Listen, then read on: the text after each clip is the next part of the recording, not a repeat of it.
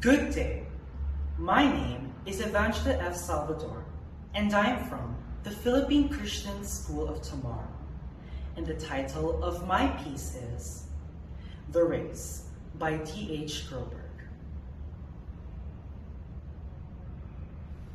Quit! Give up! You're beaten! They shout at you and plead.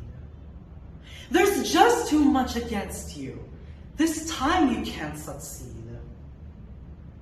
And as I start to hang my head in front of failure's face, my downward fall is broken by the memory of a race. And hope refills my weakened will as I recall that scene, where just the thought of that short race rejuvenates my being. Children's race, young boys, young men, how I remember well. Excitement, sure, but also fear. It wasn't hard to tell. They all lined up, so full of hope, each thought to win that race, or tie for first, or if not that, at least take second place.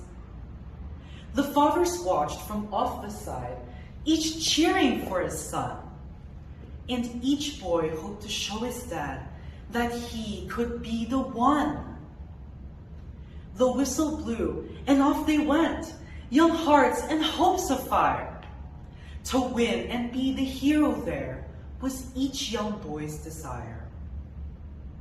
And one boy in particular, whose dad was in the crowd, was running near the lead and thought, my dad will be so proud.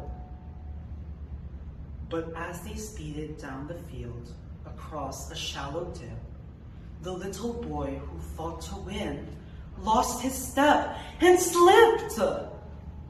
Trying hard to catch himself, with hands flew out to brace, and amid the laughter of the crowd, he fell flat on his face.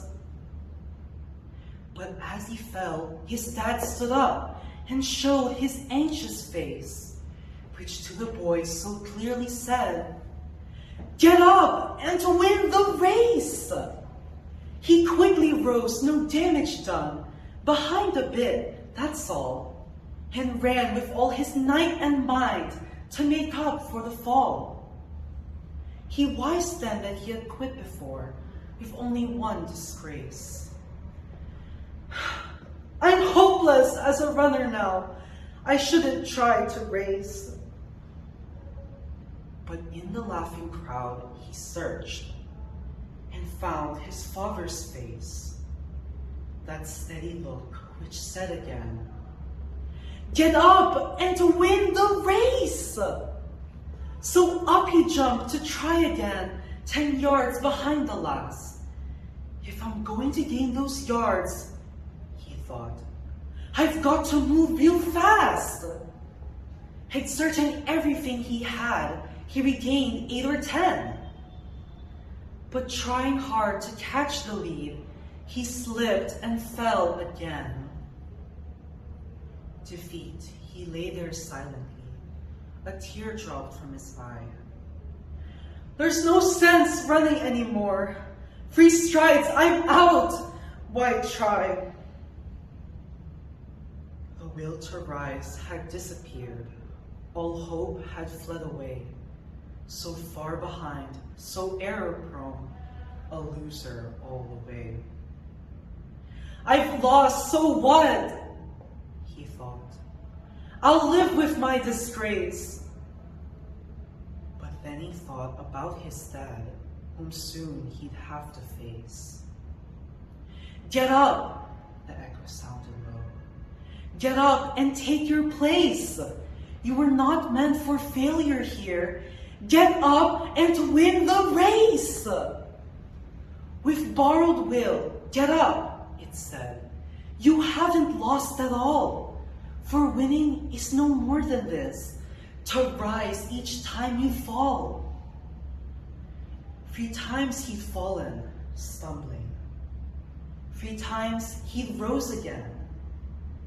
Too far behind to hope to win, he still ran to the end. They cheered the winning runner as he crossed the line first place. Head high and proud and happy, no falling, no disgrace. But when the fallen youngster crossed the line last place, the crowd gave him the greater cheer for finishing the race. And even though he came in last, with head bent low, unproud, you would have thought he'd won the race to listen to the crowd.